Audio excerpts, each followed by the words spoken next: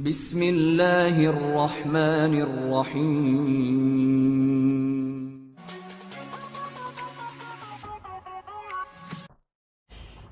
Assalamualaikum warahmatullahi wabarakatuh.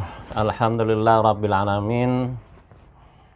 Allahumma salli wa sallim wa barik ala habibina nabina Muhammad wa ala alihi wa ashabihi wa man da'a bidawatih wa talzama bitariqatih. Bapak-bapak, ibu-ibu yang saya muliakan, adik-adik, kakak-kakak, dan para santri-santriwan yang saya muliakan, Rasulullah Shallallahu Alaihi Wasallam pernah berpesan pada kita umatnya ini bahwa pesannya amat sangat penting kita perhatikan. Beliau menyampaikan bahwa tinggalkanlah 7 hal yang membinasakan. Beliau menyampaikan dengan nada yang amat keras gitu ya. Karena apa? Karena ini adalah memang benar-benar menjadi tambih ya, menjadi perhatian yang amat sangat. Apa itu? Yang diantaranya adalah memakan riba. Ini hadis yang diriwayatkan oleh Imam Al-Bukhari dan Muslim ya. Beliau menyampaikan pesan bahwa jauhilah 7 perkara yang menghancurkan. Lalu sahabat itu bertanya, apa itu ya Rasul? Ya, kemudian Rasulullah menjawab, pertama adalah syirik. Ya. Yang kedua adalah sihir ya. Yang pertama adalah asyirku, kemudian yang kedua adalah asihru, sihir. Ya. Kemudian yang ketiga, membunuh jiwa yang diharamkan Allah kecuali dengan alasan yang benar, seperti misalnya perang melawan orang-orang yang memusuhi Allah, memusuhi Islam gitu ya. Nah, yang keempat ini adalah memakan riba. Yang kelima adalah memakan harta anak yatim, dan yang keenam lari dari peperangan, dan yang ketujuh adalah menuduh zina kepada wanita mukmin yang baik. Ya, ini saya katakan tadi ini diriwayatkan oleh Imam Al-Bukhari. Nah, sebenarnya ya, hukum riba itu gimana sih? Ya, kita kembalikan kepada Allah Subhanahu wa taala yang menentukan ya. Allah Subhanahu wa taala telah berpesan ya, dalam surat Al-Baqarah ayat 275 ya. Wa ahallallahu al-bai'a wa harrama riba. Padahal Allah telah menghalalkan jual beli dan mengharamkan riba ya. Jadi ini termasuk dosa besar ya. Rasulullah melaknat ya, pemakan riba, yang memberi makan dengan riba, kemudian penulisnya dan 2 orang saksinya ya. 2 orang saksinya, maksudnya saksi transaksi riba itu ya. Nah, beliau juga pernah menyampaikan bahwa ar-riba salah satu sab'una ya, baban. Riba itu mempunyai 73 macam dosa besar. Ya. Dari 73 dosa besar itu, yang paling ringan ya, kata Rasulullah itu dosanya seperti laki-laki yang menzinai ibunya. Na'udzubillahi min dzalik. Ini surat ini hadis riwayat Imam Al-Bukhari, Imam Hakim. Nah, beliau juga menyampaikan bahwa 1 dirham riba yang dimakan seseorang sedang dia tahu itu ya, sedang dia tahu itu lebih berat dosanya daripada 36 kali berzina. Hadis riwayat Imam Al-Bukhari. Pertanyaannya, zina itu dosa besar apa bukan? Dosa besar. Itu dosa besarnya zina itu masih lebih besar pemakan riba. Ya, sebenarnya riba itu apa? Ya, riba adalah ya, kulu qardin ya, jarra manfaah wa riba.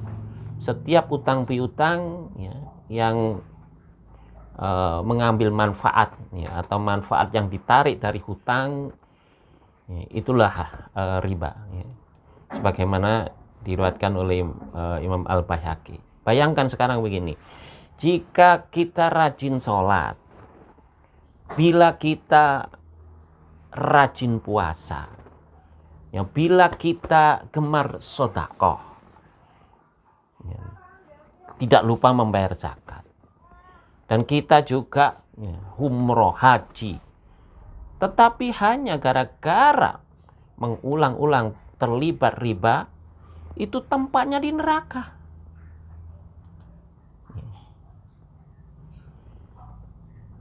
Dan keadaan orang yang memakan riba, bertransaksi riba, utang piutang riba, kredit riba, ya, sebagaimana yang disampaikan oleh Allah, alladzina ya'kuluna riba la yakumuna illa kama yakumu alladzi yatakhabbatuhu asyaitanu minal masi. Orang-orang yang mengambil riba ya, tidak dapat berdiri melainkan seperti berdirinya orang yang kerasukan setan lantaran tekanan penyakit gila. Yang pernah terlibat riba tentu ini tahu, merasakan gelisah, tidak nyaman tidur, berbohong dan seterusnya lah ya. Nah, Rasulullah Shallallahu Alaihi Wasallam ketika Isra Mi'raj, ketika di Mi'rajkan ya, bersama malaikat Jibril, ya, ada di perjalanan Mi'raj itu beliau menjelaskan, pada waktu aku di Mi'rajkan ke langit, kata Rasulullah, aku memandang ke langit dunia, ternyata di sana terdapat banyak orang-orang yang memiliki perut seperti rumah-rumah yang besar. Dan telah doyong perut-perut mereka. Mereka dilemparkan dan disusun secara bertumpuk-tumpuk di atas jalur yang dilewati Fir'aun. Jadi Fir'aun jelas masuk neraka kan. Ini. Mereka diberdirikan di dekat api neraka setiap pagi dan sore. Mereka berkata, wahai Rabb kami, janganlah pernah terjadi hari kiamat. Kemudian aku tanyakan, wahai Jibril, siapa mereka itu? Jawab Jibril, mereka adalah para pemakan riba dari kalangan umat Nabi Muhammad, ya, umatku, yang tidak dapat berdiri melainkan seperti berdirinya orang yang kerasukan setan lantaran tekanan penyakit gila. Rasulullah Shallallahu Alaihi Wasallam juga pernah ya, menyampaikan bahwa pada waktu aku diisrakan, tatkala ya, kami telah sampai ke langit ke-7, aku melihat ke arah atasku, ternyata aku menyaksikan kilat petir dan badai. Jadi itu pada waktu diisrakan, ya, belum di-mi'rajkan. Lalu aku mendatangi sekelompok orang yang memiliki perut seperti rumah. Di dalamnya banyak terdapat ular berbisa di perutnya itu loh. Ya, yang dapat terlihat dengan jelas dari luar perut mereka. Aku tanyakan, hai Jibril, siapa mereka? Dia menjawab, mereka adalah para pemakan riba. Udah jelas kan? Udah terang kan? Ya, sudah lugas dan tegas kan? Dalil-dalil yang disampaikan. Allah menyampaikan. Rasulullah SAW menceritakan mengapa masih banyak umat Islam yang mempraktekkan dan mengamalkannya. Jadi hampir semua orang terlibat tanpa kecuali.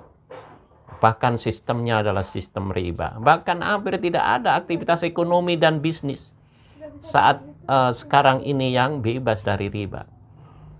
Ya bisa jadi mereka belum paham apa itu riba. Nah, jadi riba itu setiap utang piutang yang menghasilkan manfaat. Ya. Ya. Riba ada 4 macam, ya. Ada riba fadl, ada riba yad, ya. Ada riba nasa atau nasyah, ya. Ada riba al-qardun gitu, ya. Nah itu. Nah, Kemudian yang paling sering kita jumpai itu adalah riba nasiah ya. Seperti misalnya bunga bank, interest ya, fawaidul bunuk ya, istilahnya itu fawaidul bunuk adalah bentuk modern riba nasiah sekarang ini. Jadi bunga pada transaksi yang lain juga termasuk riba nasiah yang haram, misalnya bunga di pegadaian, bunga di asuransi, bunga di koperasi, bunga utang luar negeri, bunga utang dalam negeri, ya, bunga rentenir di bank-bank pelecit, bank kecil, bank tetil, ya, dan lain-lain banyak sekali, ya, termasuk arisan ya, yang apa istilahnya menambah. Nah jadi riba ya, yang luar biasa membinasakan kehidupan kita di dunia dan di akhirat ini tentu ya, bagi orang yang beriman itu mengerikan ya, untuk mencoba mengambil riba ya. Seperti misalnya model apa namanya rumah ya, kredit ya, mobil kredit, motor kredit ya, semuanya kredit itu berbunga. Ini yang masuk tadi itu riba nasiah. Dosanya paling kecil dari cabang-cabang apa namanya riba itu seperti apa?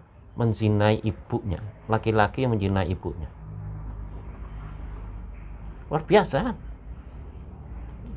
Nah, masih berani bertransaksi dengan transaksi model riba. Nah, kenapa ini prakteknya ditemukan di mana-mana, di kota, di desa, di kampung pelosok, oleh lembaga keuangan, bahkan pemerintah maupun individu per individu, dari negara, kantor, perusahaan, desa, hingga perkumpulan setiap RT. Wah, luar biasa. Jadi ya, saya berkesempatan untuk menghimbau, mari kita jauhi riba ya. Kenapa? Karena kita ingin masuk surga. Gara-gara riba ini kita tidak akan bisa masuk surga. Kita rajin ibadah, berharap mendapat ridho Allah dan masuk surga, terhalang oleh transaksi-transaksi riba ya. Gitu ya. Ya.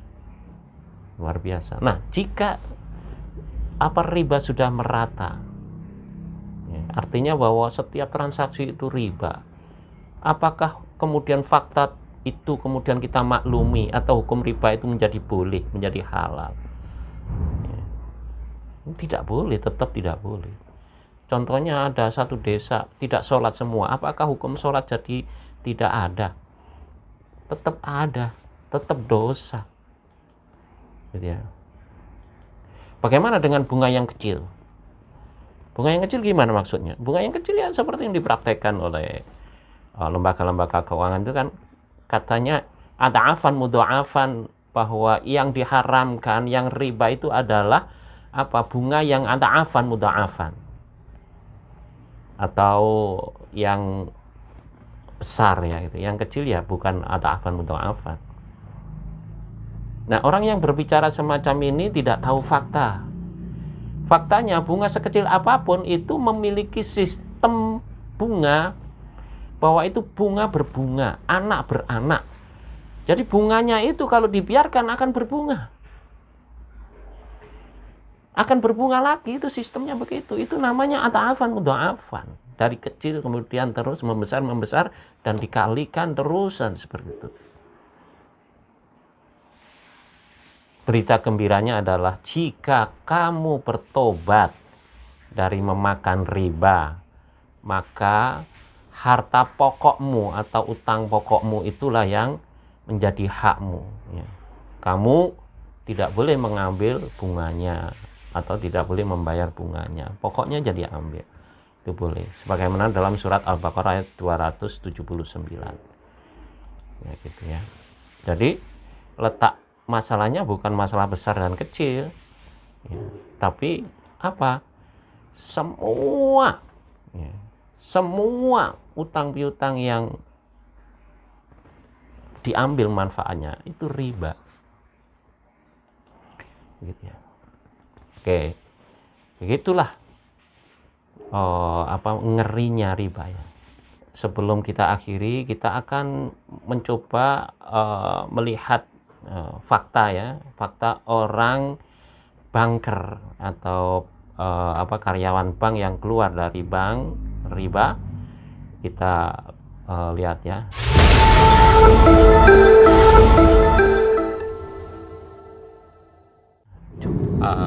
Pokoknya total di lembaga keuangan itu 2011 sampai 2016, 5 tahun. Terus keluar dari bank. Kelihatan. Lalu itu alasan keluar itu apa? Pertimbangan terberatnya ya kerjaan udah nggak enak banget, nggak nyaman.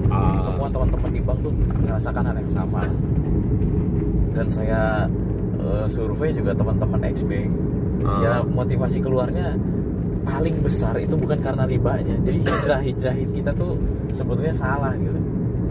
Niat kita keluar dari bank itu udah salah. Harusnya yang diutamakan kan ribanya. Kita takut sama Allah kan itu. Nah, makanya gitu. Saya nyesal juga gitu pas tahu bahwa udah ngaji esensinya sebegitu beratnya. Aduh ya Allah, kok hijrahku begitu dulu. Iya. Ya walaupun tahu sisi kemanusiaan seperti ini praktek banknya, saya bilang jenengan pinjam 100 juta ke bank, oke, ACC, ternyata nerimanya itu gak nyampe 100 juta karena banyak potongannya, administrasi dan segala macam. Belum lagi sekarang ada asuransi dan itu harus ngambil asuransi dipotong akhirnya. Berarti terima sekitar 90. Paling bagus itu 90-an lah, atau 92, 93 gitu ya paling bagus. Iya. Sudah dipotong berapa?